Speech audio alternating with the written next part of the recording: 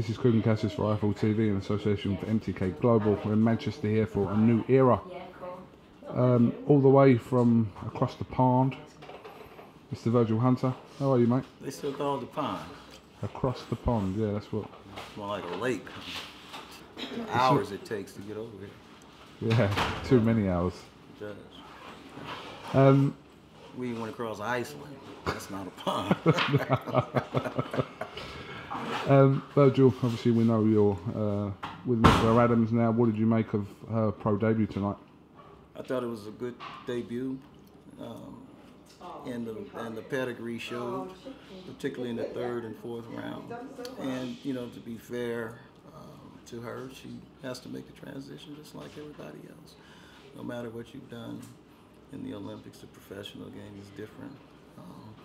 If her opponent would have been an amateur tonight, she'd have been disqualified for holding, grabbing, and headbutting and stuff. So she's learning. When you have the pedigree, it'll start coming to you, particularly when she starts fighting 6 and 8 rounds fights and stuff.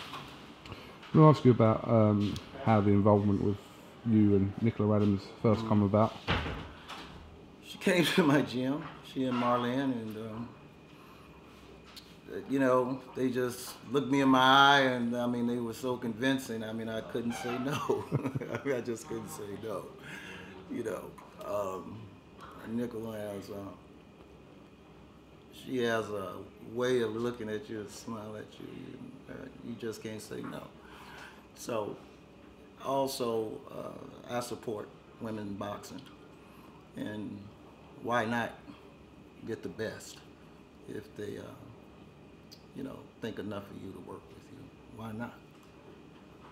It seems to be a very positive times for female boxers to make that transition now with, see, Katie Taylor, Clarissa Shields, and NICOLA Adams is up there as well.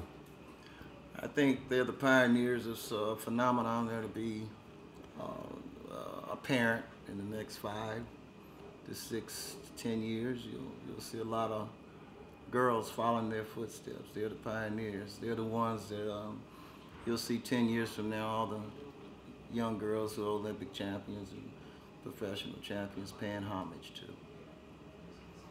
Exciting times. Very busy time for you at the moment. Very busy. Thankful to be busy. It could be a lot of other ways, but I'd rather be busy than idle. And I'd rather be tired of doing something than tired of not doing anything. Obviously, we got the news not too long ago that the rematch is on 17th of June, Mandalay Bay, between Andre Ward and Sergey KOVALEV. So, your thoughts on this? Well, it's good, you know, for all the people who didn't think it was going to happen. We never worried about it. Just let them ventilate and see how they feel, but it was never a doubt in our minds. We just never said anything. But it's unfinished business. Unfinished business because a lot of people believe that KOVALEV won that fight? No, we know we won the fight. It's unfinished business because that was our 3rd fight back. We're still a super middleweight, not a light heavyweight. And we went up to supposedly the biggest, baddest thing going, and put him through something he's never been through before. And we plan to pick it right back up June 17th. Do you expect KOVALEV to fight the same way as he did in the first fight? He comes out of a system. He might try to fight another way. I hope he does, so he'll be thinking about what he needs to do. But eventually he'll be who he is. He comes out of a system. And it's very difficult to break that. So we understand that. Andre Ward said for quite some time that the rematch will happen. And obviously proven to be right as it's been announced now. You're right, many people were questioning whether it would actually happen. Well, that's the fun part about it, you know. People have their own ideas and opinions, but they should have known when Andre chased KOVALEV. When we were forced to move up in the weight division, we didn't shy from him. like Adonis Stevenson or somebody like that. We chased him, and we got the fight, and here's the rematch. We didn't shy away. Why move up and not fight the champ? Andre Berto faces Sean Porter April 22nd. That's an interesting fight as well. A very interesting fight, very tough fight. But Andre is committed to winning the fight. He's working very hard. And I know Sean is a very dedicated athlete also. It ought to be a great fight for the fans. It really should be a great fight for the fans. Is there any update on AMIR Khan?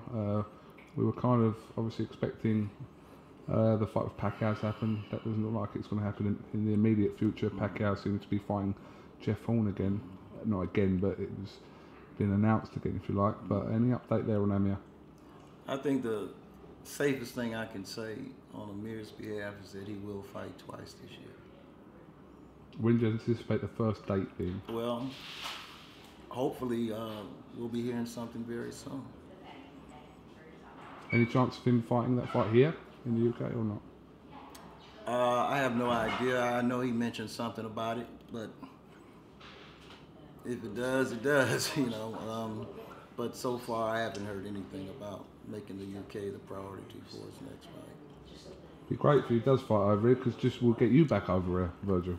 Yeah, I love the UK, man. It's a real fight country. They support their fighters. It's just a great place to be for boxing. You know, look at the crowd tonight. Very enthusiastic crowd, into the fights. Congratulations to the winners and losers. That's the way it's supposed to be. So is it a short visit for you? Are you going back to San Fran? Short visit, leave in the morning. Yeah, in the morning, really? In the morning, yeah. I don't have the luxury you have with private jet and all. You can use my private jet. I could. Well, let me leave tonight then. Let me make a call. I'll get my people make a call. to speak to your people. Do you have a crew? Virgil, listen, absolute pleasure to talk to you. As always, KUGAN. And listen, I'm sure we'll definitely catch up with you, because you've got some big fights coming up. April 22nd, June 17th. Yes. That's just for starters. So yeah. Yes. Always a pleasure. Top man. KUGAN CASSIUS here with Virgil Hunter for IFL TV. Thank you very much.